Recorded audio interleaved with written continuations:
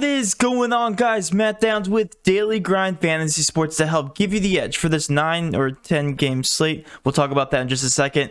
If you guys are brand new to this channel, we provide both free and paid content for all daily fantasy sports for all sports. If you guys want to be entered into our $25 giveaway, please like, subscribe, and post your favorite GPP play on today's slate. We'll be announcing the $25 winner here a little bit later on in our stream. If you guys would like to know more about becoming a better DFS player and taking down that big GPP, head over to www.patreon.com/DGFantasy for more information.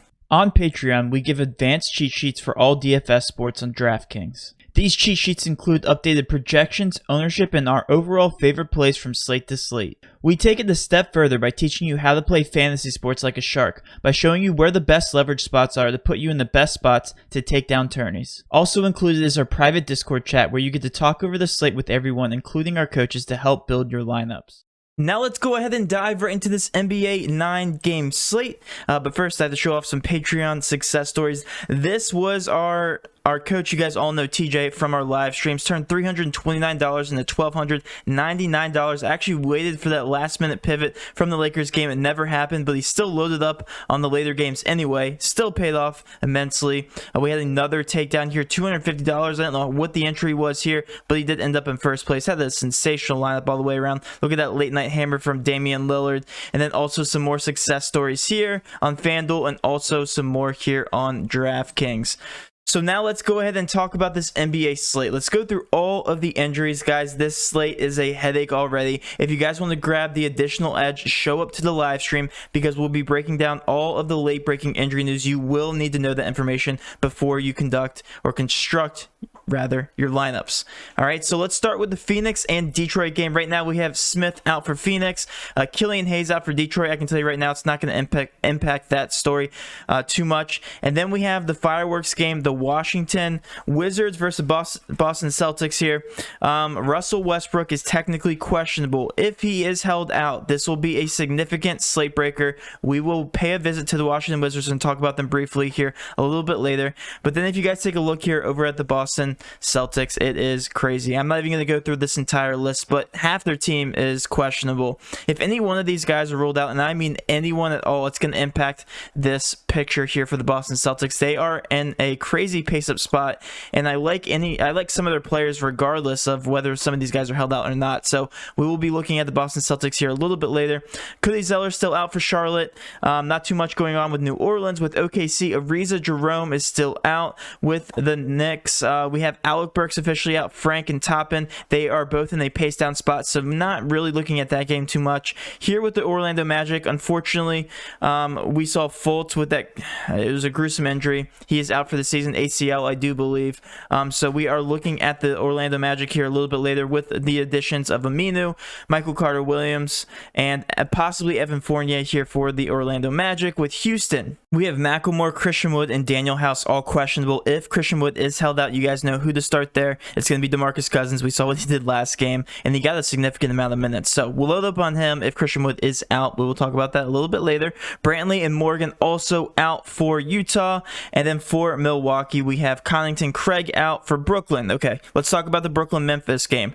As of right now, I saw an update earlier that Brooklyn was being held at the 76ers facilities because one of the 76ers last night tested positive for COVID. So Brooklyn, if they're not able to travel to Memphis, well, they're all going to be out. This game's going to probably be canceled, and it's a shame because there's a ton of injuries here I want to focus on in Brooklyn, and hopefully Irving plays. Apparently he didn't play last night because he didn't want to. I don't know. I don't get involved in the politics. With the Clippers, we have Scrub out. With Golden State, we have Steph Curry questionable. If he's held out, load up on the Warriors. That's going to be the slate breaker right there. Anderson out. And then for Chicago, we have the normal injuries here. Ryan, Hutchinson, Markkanen, and Satoransky. The one thing with the Chicago Bulls is that they all got a heavy price increase based on what they did last night, 2 nights ago versus Sacramento. With the Lakers, Caldwell Pope is questionable. With Toronto, McCall is questionable. And then with Sacramento, Jeffries and Parker are out. Okay, all right, now let's go ahead and focus on the slate. Using all those pending injury news, I'll try to do my best to break down the slate. Again, it's all pending right now. Show up to the live stream. That's where we will be giving our final thoughts and final breakdowns based on the injury news we get throughout the day. Also, I will pin a post in the comment section below once I hear some official late-breaking injury news, and I'll give you guys my updated favorite plays. The cash plays will change throughout the day. Guarantee it. Right now, if you are making your lineups or if you don't have any time before lock, you have to go chasing against the over-unders. There's some pretty substantial standout over-unders in this slate. Let's start out with the Phoenix game. Right now, we have Chris Paul being a 7.1 point per dollar value. He's still undervalued, in my opinion. He seems to get close to that value, gets close to that price point every single time. He played against Toronto. We know Toronto is a really good defense, and he still got the 33. So in order to hit that price point, he has to get a 36 DK points. I like him for GPPs. All of these guys on this team are going to be GPP options. Jay Crowder, 5.4 point per dollar value next on the list. We also have Bridges at 5.5K price tag, and then Devin Booker never has any ownership.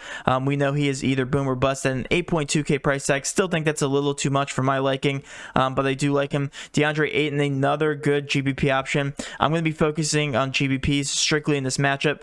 With the Detroit Pistons, we know that Killian Hayes is out, so that does give a slight boost to these point guards. However, all these guys are so high priced. I mean, we have Derrick Rose only playing 25 minutes. We have down here Jeremy Grant projected at 35. He's the highest projected minute total, and he has been a beast to start the season. So if I'm really interested in anybody, it's going to be Jeremy Grant. Sadiq Bey has been on fire, but he even got a huge price increase to 5K. I don't have any interest just because of the over-under here, and Phoenix is favored by 6 points. It should be relatively competitive. Again, only GPP options, definitely not straightforward whatsoever here with the price tags. Now let's go to the very interesting game here. We have the Washington Wizards, Boston Celtics. Boston is favored by 5 points. So Boston is actually projected to put up almost 120 points.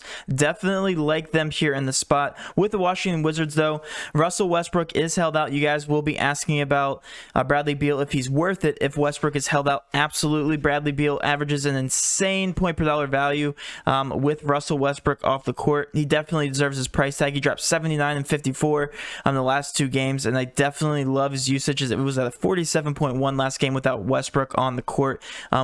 And against the Boston Celtics, they're going to need him to put up shots. Hachimura, also not that bad of a point per dollar value. He's a 4.8K price tag. Definitely like him here at 5.5 point per dollar value. And then Thomas Bryant is finally starting to get that uptick in minutes and price tag. Like him here at 31 minutes projected, 7K. Definitely a GPP option. But again, load up on the Wizards if Russell Westbrook is held out, especially Bradley Beal.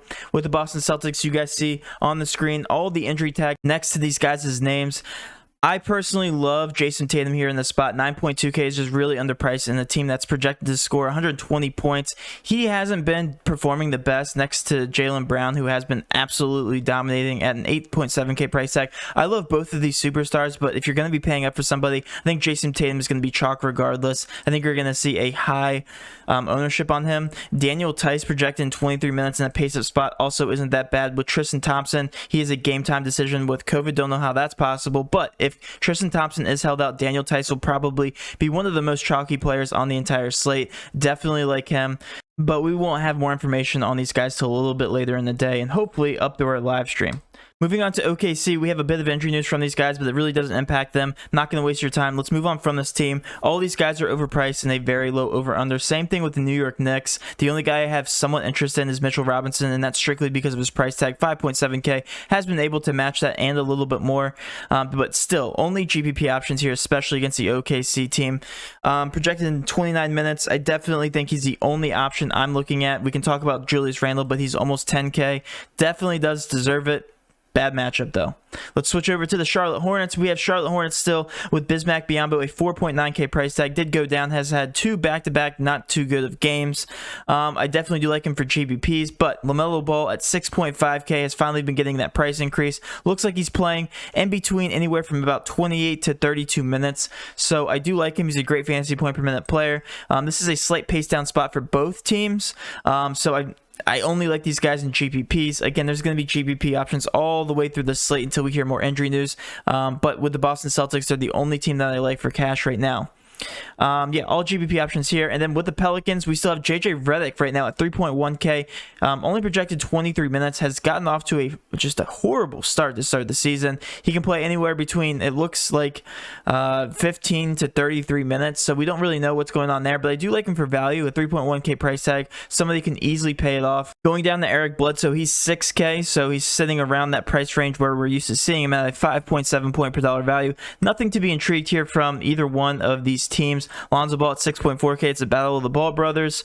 Only like these guys for GPP. And then Zion is 7.9K price tag. Finally has been producing what we expect from him. Getting about a 29% usage rate. So I do like him at a 7.9K price tag. 33 minutes. I don't think he's going to be chalky. But I do like that price tag. And especially for GPPs. Brandon Ingram has been crushing it. 8.5K. If you're asking me which one I prefer, it's going to be Brandon Ingram. But I still love both of these guys for GPPs.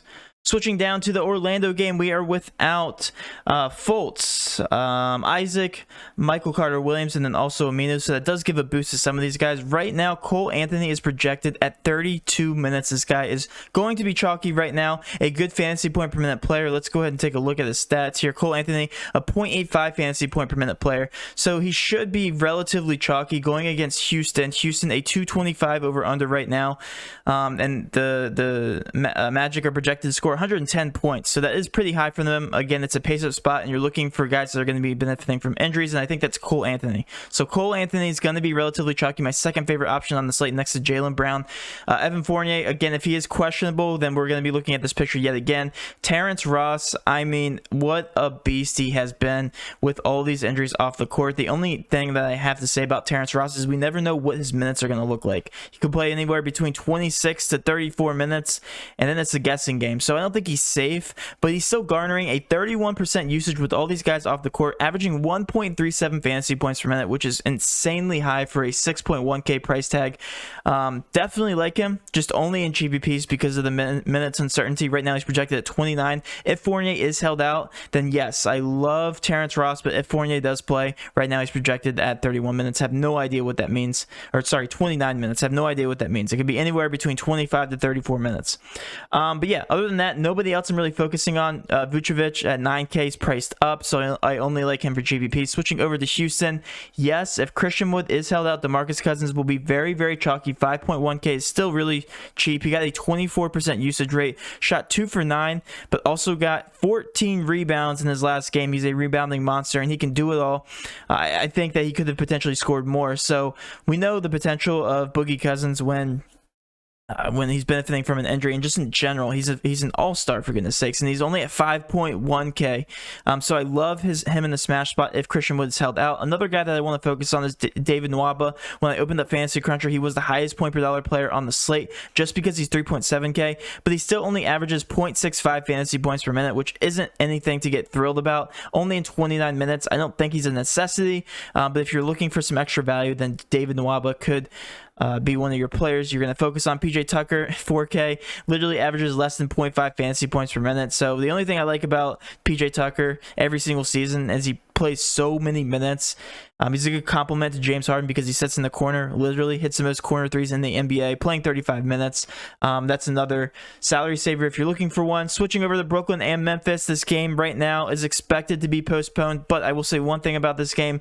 Nobody else I'm focusing on except for Karis LeVert and potentially Joe Harris if it does play, because Karis LeVert 7.4K has a 37.5% usage rate with all the injuries off the court. We're going to see a similar picture. They're going to be in a slate pace down spot. He scored 51 fantasy points the last game, and that was him being off a majority of the fourth, playing in only 32 minutes. He should play about 36 minutes if he gets that additional stretch, and he's only 7.4K. So love him, and Joe Harris yet as another good GPP option, but Karis LeVert should be a core/cash option if they play today. Not expected to, however. Looking over at Utah, they're going to be in a pace-up spot here versus Milwaukee Bucks. This is going to be a game I'm very intrigued by, because if this game stays close, we should see a lot of good DK point production. It's only a 6-point favorite, and right now it's the second highest over-under on the slate, a 231.5. So if we look up and down the list, Mike Conley stands out to me, a 6.4K price tag. By the way, all of these guys went down in price tag, and they're in a pace-up spot, so good time to take advantage of some of these price tags. If we take a look at the Utah picture, Mike Conley is garnering a 25% usage rate, so I do like him, and he's projected at 33 minutes. Right now we have pending injury news here on Joe Ingles, Derek Favors, and then we know Morgan and Brantley are officially out. So if Ingles is held out, I do like guys like Mike Conley to step up, and they also really like Rudy Gobert at 7.5K. He has a really good matchup versus Brook Lopez, and I don't get it. He hit value last game, played 35 minutes, and he went down in the price tag, so I really don't understand that. He's projected at 32 minutes. Again, if this game does stay close, Rudy Gobert, Mike Conley, Donovan Mitchell, they should all hit value and possibly even slam it, at least at 5 times, possibly the 6 times value. Bogdanovich, 5.3K, also went down in price tag, so I really do like all of these players, specifically with Mike Conley and Rudy Gobert. I do like Donovan Mitchell at 7.6K, but switching over to the Milwaukee side, they are projected to score 119 points right now.